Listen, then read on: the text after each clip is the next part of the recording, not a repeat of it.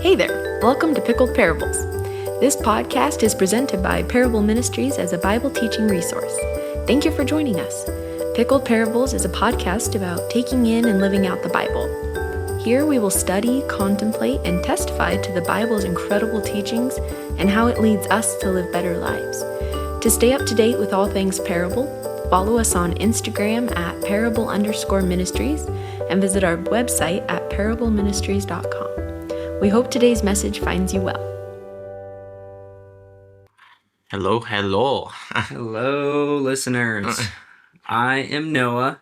And my name is Alex. And we're going to be digging into the story and the character of Elijah. Yeah.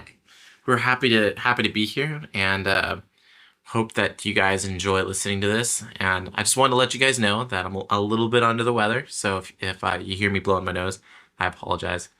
And if you hear me missay somebody's name, I also apologize. Noah has the correct pronunciation of the names. I try. Much better at it. You hear me call him Elisha? It's Elijah. J as in Jesus. Right.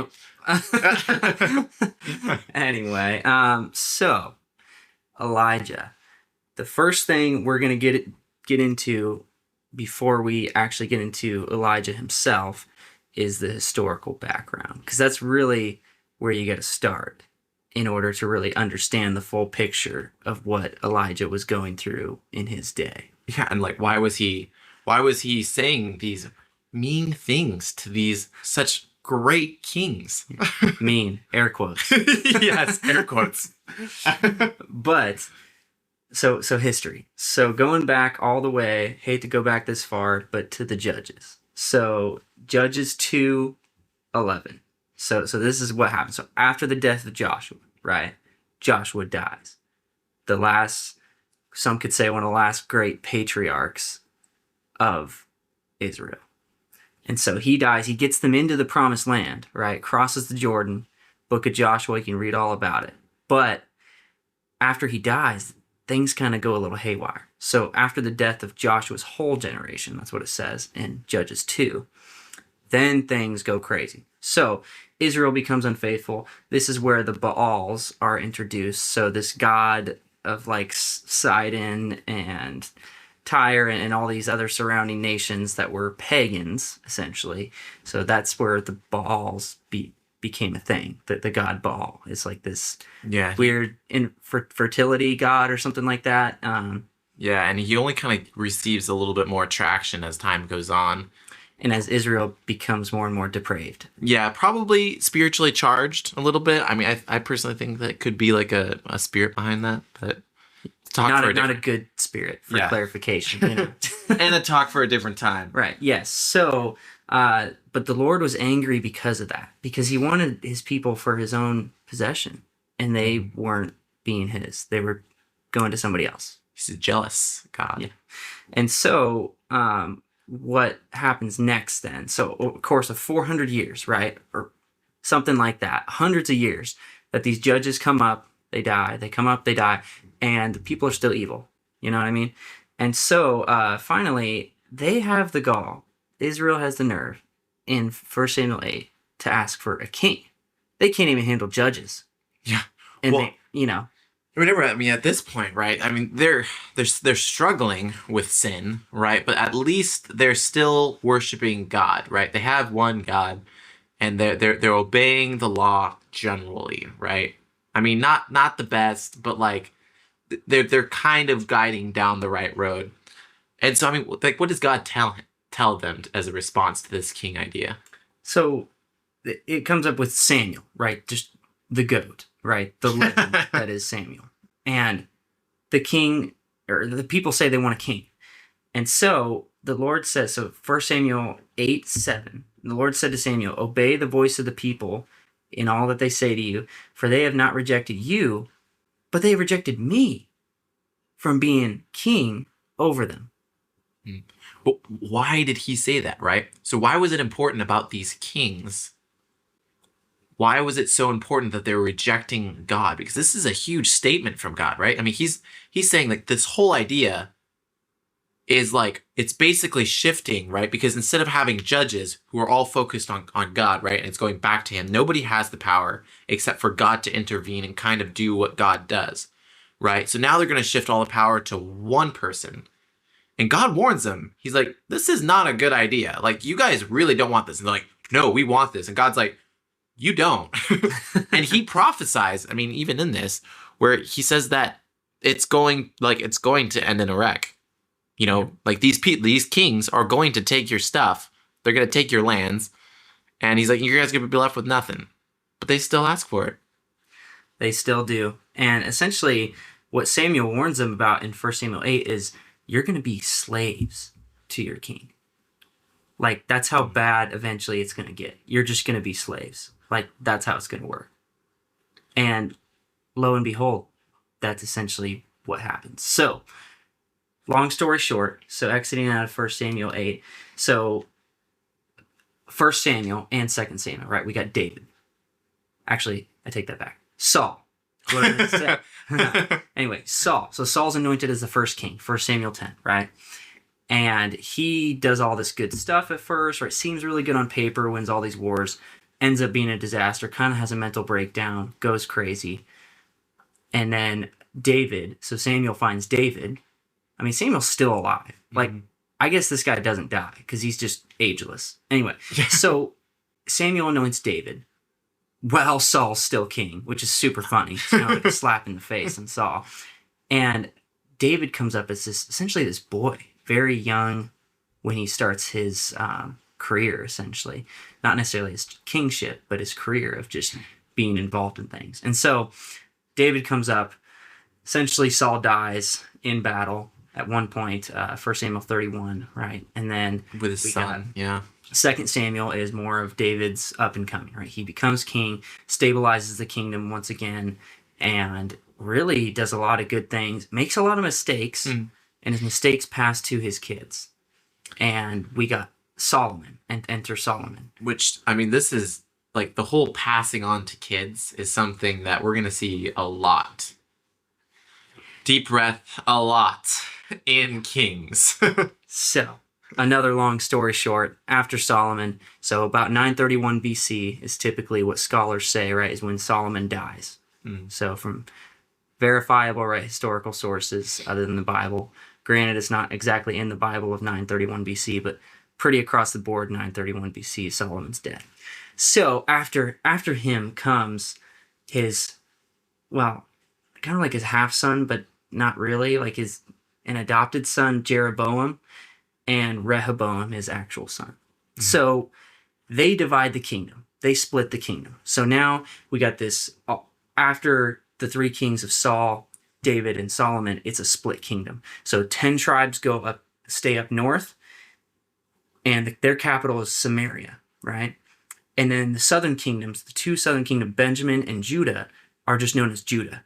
And that's where the line of David is, right? And where Jerusalem is, the true capital of Israel. So that's where Jerusalem stays. And so this kingdom's divided. We have a list of 6 just crazy, backstabbing, murderous, cutthroats kings. That's essentially what happened. Like, literally, like 3 kings get murdered. Like, just straight up, like, just shame. Well, it's because they were terrible. Right. Like, I mean, they were trash. And so that happens. So then Ahab becomes king, which is the son of Omri. He's even worse, like, apparently, than all these others. So that's enter Elijah. So we're getting into Elijah now. He's here when Ahab is king. So we have division. We have paganism, because Ahab marries Jezebel, who's a princess from Sidon, which is like an outside pagan nation. Like, what the heck? Like, God literally instructed them earlier in the Old Testament to not marry pagans. Yeah. And he did it. And, you know, what's interesting is kind of the decline of the kings, right? Because after you have this split that happens, right? So you have this one side, which is kind of more evil than the other side. I mean, you know, the original Israel. The north. Right, the north. But is not necessarily the best. But this other side that starts to really, like, it starts to move farther and farther and farther away from God. Kings 16:25 says that that they got so evil that they were even more evil than the rest of them, right? That they were so corrupt that they were literally bringing in these false idols into the temple. I mean, I'm just like, my mind is just blown thinking about this, right? I mean, you think about like, you're sitting there at church and then your pastor comes up and it's like, hey guys, let's go ahead and let's just worship, other gods, right? Let's just do that. And I've got my idol right here. So, everybody can come over and they can worship this idol. And we just imagine this, right? And God is just sitting here watching all of this. And I just can't imagine like what he would be thinking. Like, Right. Oh my gosh. So you have all that leading up. So Elijah's this prophet, essentially the only really legitimate prophet that's actually hearing from God legitimately at this point. One of the only legitimate, I should say. There were some others in the land, but they were being hidden by this guy named Obadiah. 7,000 other people?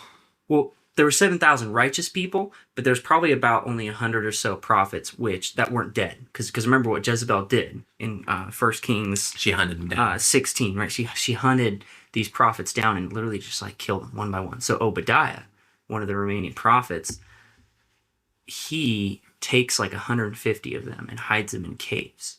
Mm-hmm. So he's trying to keep the remainder of them alive. We don't know if Elijah was among those. Not entirely sure, actually. But nonetheless, Elijah's on the scene. And so he predicts this drought. So getting into what happens here with Elijah. So God tells him, hey, drought's coming. Tell the people. He tells the people. And, before we really get into the nitty gritty, we got to note that Elijah is a tough man. He's from the land of Gilead, where it's like rough and tough. So they're like settlers. They're nomads, kind of live in the mountains type of people, like the Tusken Raiders in Star Wars. You know what I mean? Like just very rough and tumble type of people. So he is the man for the job, realistically. So he comes on the scene, predicts this drought. Then it's funny because he says to the king Ahab, hey, this drought's coming, and literally just runs. Like he's like, because he knows he's going to die once he says this. Because like the kings that were evil, they hated when the prophets of God told them like, oh, hey, this drought's coming, or like your nation's going to experience turmoil, because they thought they were supposed to hear like only good things from God. And when they heard bad things, they like just killed whoever said there was like a bad thing coming because they didn't want to like receive that. So Elijah flees and essentially goes to somewhere in the wilderness / desert by a brook. And so ravens sustain him. That's what God brings to sustain this man. And so eventually the brook dries up and he's commanded to go to this widow at Zarephath. And so, which isn't even in his homeland. Because remember, in Luke 4, Jesus says, I can't be accepted even in my hometown. And he actually brings up Elijah, where he says, Elijah had to go to Zarephath, which like that wasn't even in his hometown because he wasn't welcome in his hometown. So he goes to Zarephath, right?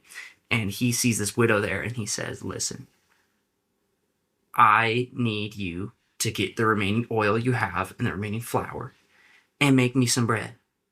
Like that's it. Like just stone cold. And she says, all right, whatever. And so she doesn't just say that. I mean, she kind of like, laughs at him. She's like, well, what I was planning to do? Like, oh, you want some bread? Well, me and my son, we were planning on, we're going to cook up the last bit of flour that we have, and we're going to eat it, and we were going to die. Like, that's what we were going to do. Yeah. And so he's like, could you actually make that for me? Because I'm actually kind of hungry. It was a long trip. Like, would you mind cooking that up? Yeah. So she makes him a small portion of that. He eats it, and he actually says, since you did this for me, since you were faithful enough to do that, this cup of oil and jar of flour is literally never going to run out, ever, throughout this whole entire drought. And it didn't. And Elijah stayed with them like the whole time. Mm-hmm. And so literally, can you just imagine like this magic like jar, like you run out and then the next day you just run back to it and like it's like full. You're like, dude, where the Candyman at? You know what I mean? Like Yeah. it's crazy. It's Isn't it always interesting that God chose to do it after she did it?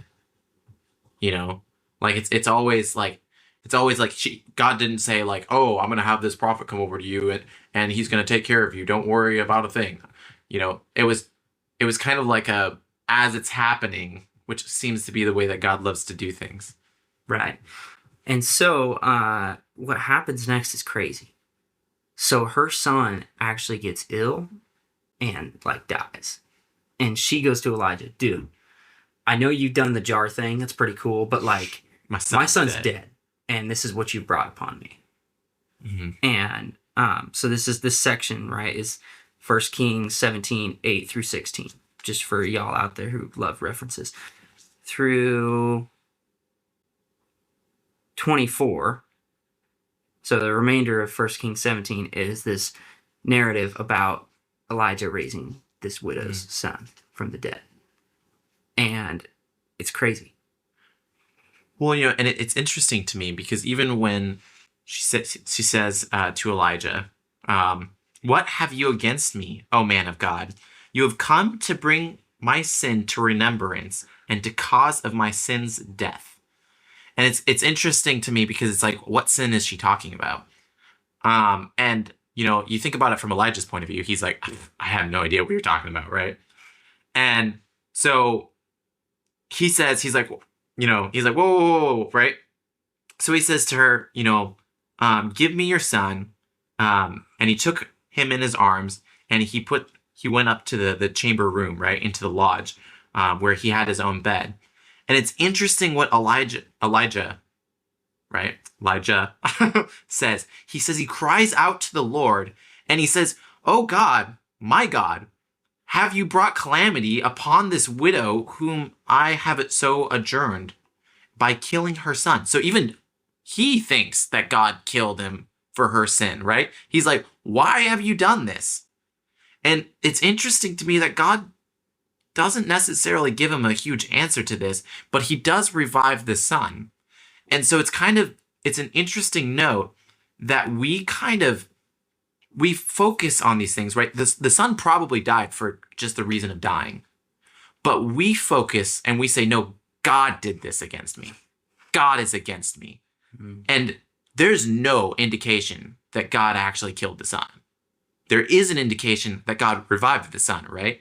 And so I feel like this is a big message for us, is that one, we can cry out to God, which he does, because, you know, he's like, it's pretty cool that, you know, he says, no, I'll try and do something. And then he reaches out to God and he's like, God, what the heck is going on here, right? He's like, you did the whole jar thing. We were really cool about that. But now her son is dead, man. Like, what's going on?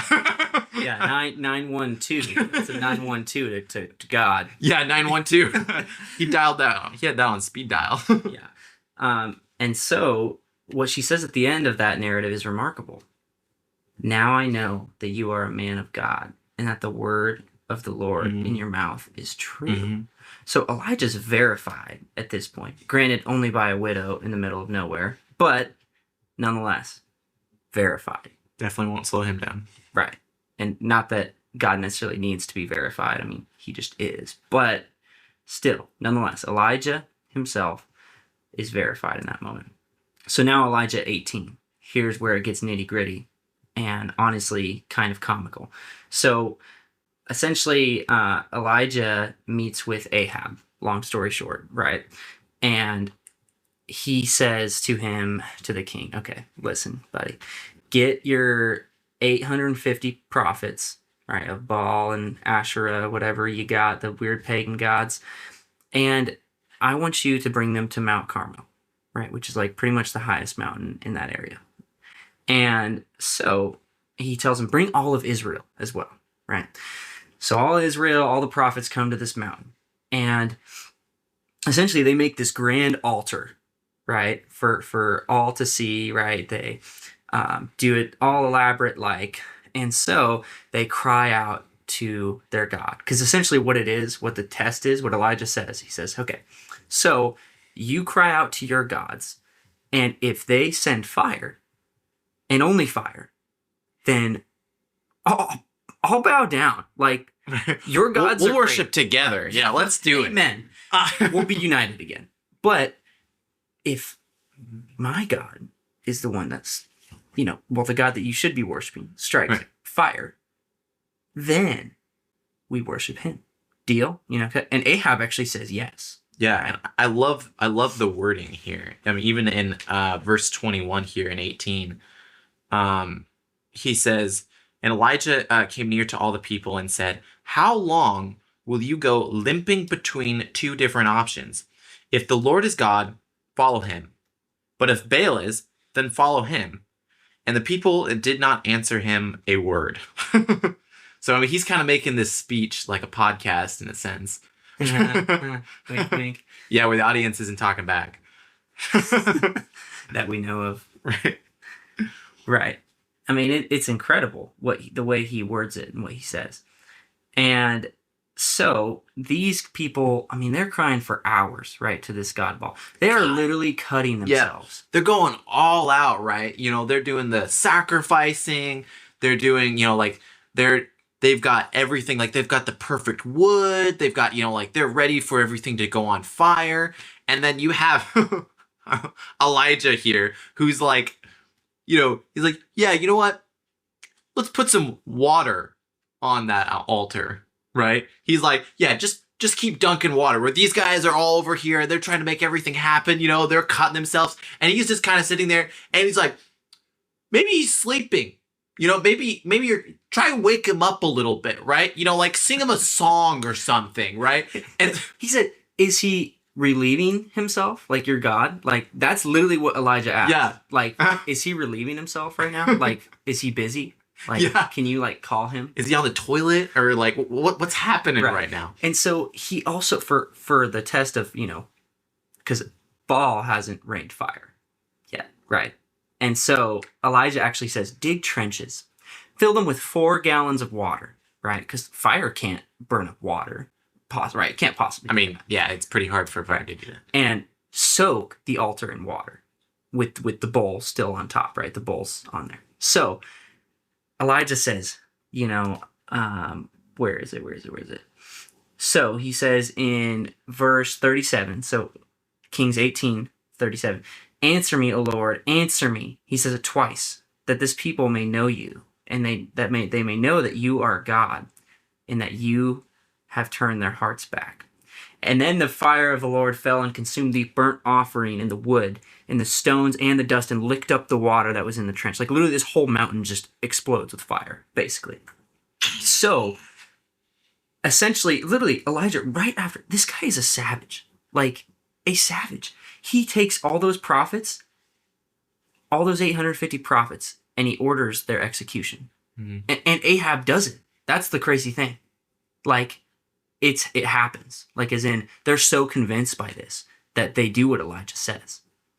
Well, because, I mean, you think about what he just said, right? Which is like, if my God shows up today, then we're going to follow my God. If their God shows up today, we'll follow their God. So I'm pretty sure that his life was on the line. Like, they would have done the same thing to him that he's doing to them. So, yeah, he tells them to, close the doors and, we're going to slaughter these guys. Right. And so it's not just him. It's everybody that was in there. And they're all just slaughtering all of these high level black magic worship, people. Right. And so that's that. Right. And this is actually my favorite part of this story. Like, my mom actually used to tell me this when I was younger. So right after he goes and he has this huge high, God shows up, right? I mean, just imagine you're coming home after that day, right? Like, you are on a high. What does Elijah do when he comes back? Now, there's many ways to interpret this, right? So I'll just read it just straight from the ESV. Here in 42, it says that, so he went up to the mountain and he bowed himself down to the earth and put his face between his knees. So when I read this personally, I think it's so interesting that he goes from this really large high, and then he goes onto this mountain and he puts his head between his legs in the fetal position, right? And so how this strikes me is that he is always honest with God. He's always so purely honest with God. Like there isn't him like, like, oh yeah, I'm pretty sweet. No, he's like puts his head between his knees, and he goes through a lot more struggles than this.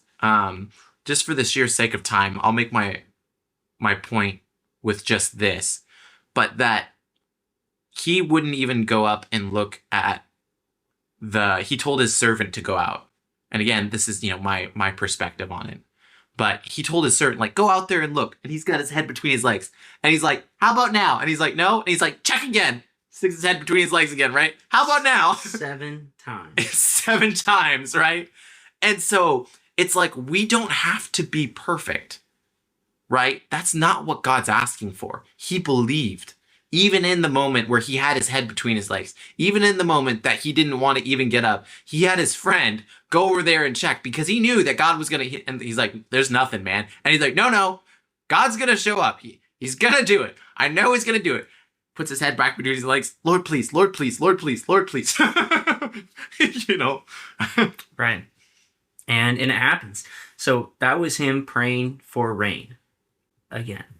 So that's what that was there. So this is right after, again, he's killed all those prophets, and he tells Ahab to eat and drink right before he goes up to the mountain. So Ahab's below the mountain, and he's eating and drinking. Elijah asks God for rain the 7 times, right? To the surface, and it happens. It pours. And so what happens next is that Elijah essentially teleports.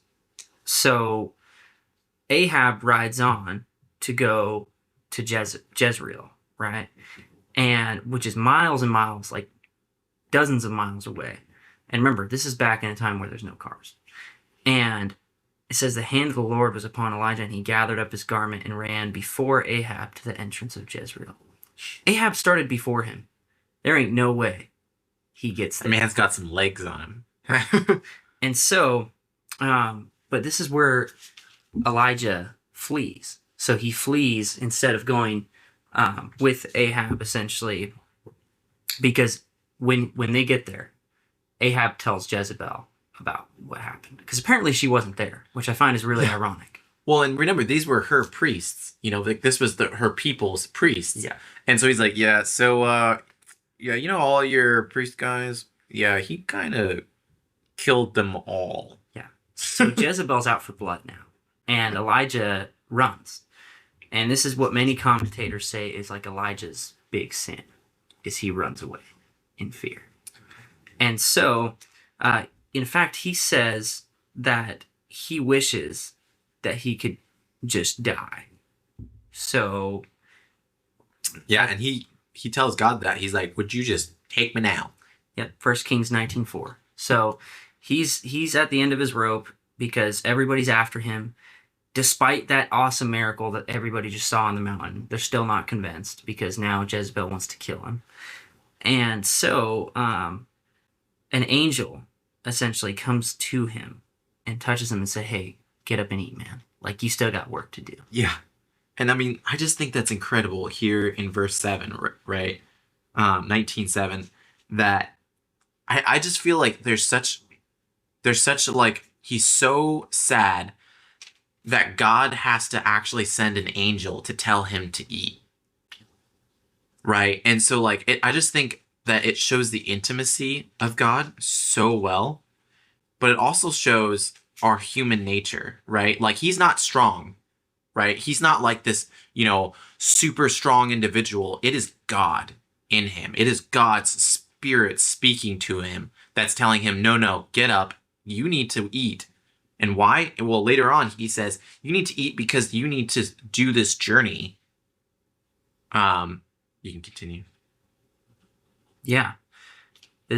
So what happens then, so Elijah gets back up, and the Lord speaks to Elijah again. This is by far my favorite passage. So, Alex shared his favorite passage, right, of the Elijah narrative with the prophets on the mountain, which is pretty hard to beat.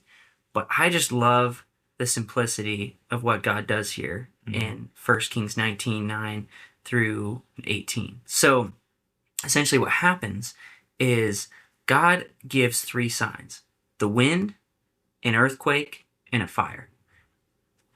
So even though God brought those, it says he wasn't in those.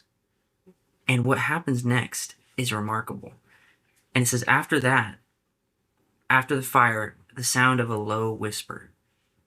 So it says God wasn't in the wind. He wasn't in the earthquake. He wasn't in the fire. But he was in the whisper. But he whispered. And I think that's remarkable because I think this culture is so loud, right? Getting into an application piece of what this passage means for us is this culture so loud, right? Our phones, technology, computers, TV, media, athletes, I mean, you name it. Earthquakes every day that we get to see. Right. But God's, I don't know if he's in those all the time. He could be, maybe. But I think he's not oftentimes. I think he's in the whisper that's being so drowned out by what's going on around us. Sometimes he's saying like the Psalm 46 thing, right? Of be still and know that I am God. Like, it's not about a feeling. Sure, feelings could come with knowing God, of course, but it's about knowing, being still, and just recognizing that he is God. And Elijah continues to get up after that, and he says, I've been very jealous for the Lord, the God of hosts. Like, God, what's happening? And God gives him this promise that he'll still save 7,000 people, because there are 7,000 righteous people left in Israel. Only 7,000. That's crazy. City of thousands and thousands and thousands of people. Only 7,000. But God will save a remnant. That's what his promise is throughout a lot of the scripture. I mean, the prophets to come after Elijah, God will save a remnant every time because of his faithfulness. Which is just incredible. Well, you know, it's interesting to me because often sadness or like, you know, whatever he was going through can tell us that we are alone. Like that's what he tells God. He's like, God, I'm the last one. She's coming to kill me because I'm the last faithful person to you, right? Like I am the last. And God's like, whoa, buddy, you're not. I have 7,000 people, right? You are not alone, right? There is people that can support you. There is, you know, like, there is fellowship. And I find it interesting that's after God tells him that he goes and finds Elisha. And that is where he actually finds his successor. Yep. So that's where we're going to summarize this pretty quickly, just because there's a lot of material here in 1 Kings 17, 18, 19, 20, 21, 22, and 2 Kings 1 and 2, which is like where Elijah is, right? And essentially what happens is Elijah is given these prophecies from God that Ahab's house, it's going to get wrecked, like literally destroyed. Just terrible. And he anoints this guy, Jehu, and he tells Jehu, dude, you're going to be the catalyst for like when I destroy Ahab's house and his son as well. And also the call of Elisha, right, his successor. And so, right, so 1 Kings 20, you get no Elijah mentioned. It's just Ahab and his wars with Syria, essentially. And God's actually with Ahab in a lot of ways, which is interesting. Ahab's an interesting character. He really is. He has a bunch of lows, but he has some really weird highs. And then we got Naboth, which is another low of Ahab. So essentially Jezebel, his wife, this is 1 Kings 21, his wife tells him, that vineyard over there looks really nice. It's owned by this guy named Naboth. He's one of your people, not mine. Because obviously Jezebel didn't care about him, right? Yeah. Should have been a big red flag, but I digress. So Jezebel says, hey, kill that guy. You'll get his vineyard. Because when he dies, it's kind of fair game. So essentially, he does it, kills Naboth, and Elijah comes in at the end of 1 Kings 21 and is like, dude, you've done messed up, and everything's going to, like, you're going to die because of this. That's literally what he says, like right here and there. But before he can die, Ahab repents, which is, again, a remarkable feat of such an evil man. And so he repents, drops down on his knees and repents. And so Elijah says, all right, So this is what God just told me. So you're not going to die here and now, but your son and the rest of your, like, you're done. Like, your dynasty's done. It's all going to be destroyed by Jehu, whom I just anointed, like, a few years ago. Oopsie. And so Ahab is doomed, essentially. So he eventually does die, just like every human does. And Ahaziah, his son, becomes king. And so that's what happens. 1 Kings 22, Ahab's killed in battle. And Elijah in 2 Kings 1 comes out swinging, denounces Ahaziah, and literally says, dude, this prophecy is going to come to fulfillment with you because you're an evil man, just like your father, which is unfortunate, but true. And so Ahaziah's house was slaughtered by Jehu. That's what happened. Later on in the 2 Kings, you can read about that. But going back to Elijah, essentially, this is the part where he gets taken up to heaven. So 2 Kings 2, he's with Elisha when this happens. They cross the Jordan. This is another miracle. So Elijah dips his cloak in the water and the Jordan parts. And so Elijah and Elisha walk through their company. They have a company of like 50 plus men. They're on the other side and they're loyal to Elijah and Elisha. But they don't necessarily see all this happen. So what happens on the other side of the Jordan, they take a walk. A chariot comes down from heaven and scoops up Elijah. And he's gone. But right before Elijah leaves, like as Elijah's leaving, Elisha says, dude, give me 2 shares of your spirit. Like, please. I can't carry on your ministry without what you had, which was really God, right? But so very interesting. Yeah. Right, Elijah gave it to him. And man, you can read later on about Elisha, but he was anointed with exactly what Elijah had. There were similar miracles there.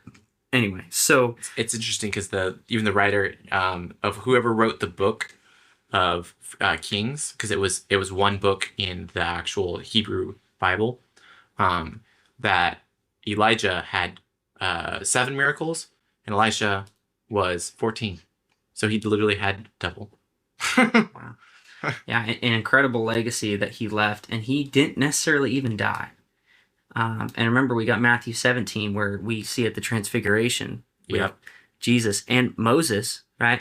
So 2 top dogs, and it's disputed whether or not Moses actually died as well, because it said somewhere in Deuteronomy, the whole fighting over bones with him, and there is some stuff there. But anyway, another time. Digress. But Moses and Elijah on the mountain with Jesus. So like Elijah's still kicking. Like he was there. And so we get this beautiful promise of there will be life after death. And Elijah confirmed that, not just in his time, but later on when he appeared with Jesus on that mountain. And so some of the applications that we can get into that apply to our day is the questions I feel like that God's asking us is, will we listen? Through this story of Elijah, that's what he was asking the people the whole time. Are you going to listen? When miracles are right in front of your face, like when God lights up a mountain with fire, are you going to listen? And it seems like at least the king, maybe some of the people repented there, I don't know, but the king did not want to listen still. He wanted to listen to his wife, who was a pagan, and wanted to worship other gods. So will we listen? That's the first question. Will you be open? Yeah. Right. Second question is, what are the false gods that we are worshiping in our own lives? So what are the idols that need to be taken down? And each of us can wrestle with that. And you can talk about it as a family. You can talk about it with your friends. You can talk about it with God, obviously. Like whatever you got to do to tear those down. I know I have them. Alex wrestles with them. But you really got to work with God. And he'll tear them down for you. And then the third one is remarkable to me. Truth triumphs over liars. Every time. There might be some fear involved, right? Elijah ran away, but he still spoke God's truth. And in the end, it triumphed over the lies that the prophets of Baal were speaking, that Ahab was speaking, that Jezebel was speaking. I mean, a lot of lies. But truth won out at the end of the day. And it ultimately won out when Jesus came and died for our sins and rose again. and when he comes back. Amen. Well, that's pretty much it regarding the story and life of Elijah. Pretty significant character. And we really thank y'all for listening. We hope you enjoyed it, and we hope you can take home some of the stuff we talked about. Yeah. And you guys have a great day. Bye. Thank you for listening to Pickled Parables. If you enjoyed this message, please rate us, subscribe, and share with your friends. If you're interested in more things like this, check out our secondary podcast called My Dusty Bible. To stay up to date with all things Parable, follow us on Instagram at parable_ministries and visit our website at parableministries.com. We are a volunteer organization and we would deeply appreciate your prayers. Thank you for joining us today. We'll catch you later.